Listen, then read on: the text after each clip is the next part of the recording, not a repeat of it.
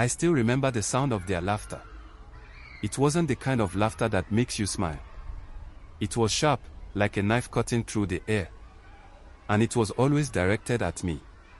My name is Kofi, and I was 12 years old when the bullying started. I went to a small school in my village, where everyone knew everyone. But knowing each other didn't always mean kindness. It began one morning during break time. I was sitting under the big mango tree, eating the roasted plantains my mother had packed for me. That's when Kwame and his friends walked over. Kwame was tall for his age, with a loud voice that always seemed to fill the whole schoolyard. "Look at Kofi's shoes," he shouted, pointing at my feet. My shoes were old, the soles barely holding together. My family didn't have much money, so I wore them until they fell apart. The other kids started laughing. "Kofi's shoes are so ugly," one of them said. "They look like they've been chewed by a goat." I felt my face grow hot. I wanted to disappear. But I didn't say anything. I just looked down at my feet and tried to ignore them. The next day, it got worse. Kwame and his friends started calling me Goat Shoes. Every time I walked by, they would bleat like goats and laugh. The name stuck, and soon even kids who weren't mean started calling me that. I hated going to school. Every morning, my stomach would twist into knots. I didn't tell my parents because I didn't want to worry them. They had enough to deal with. One day, things changed. It was during our storytelling class. Our teacher, Mama Oma, was known for her wisdom and her love of African folktales.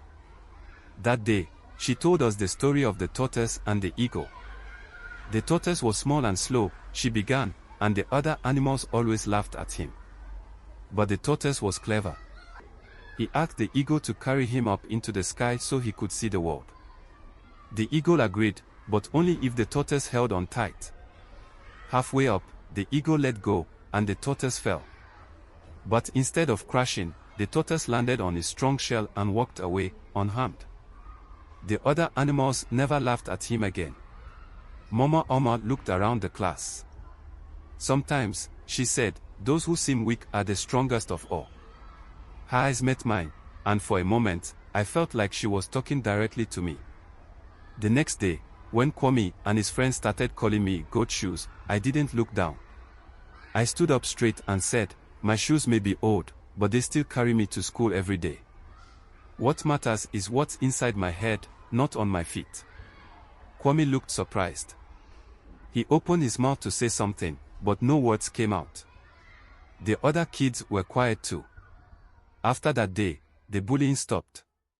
Kwame and his friends still didn't talk to me much, but they didn't laugh at me either. And slowly, the name Goat Shoes faded away. I learned something important from that experience. Bullies only have power if you let them.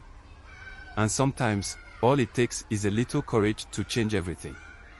Now, when I walk to school, I hold my head high. My shoes are still old, but they carry me just fine.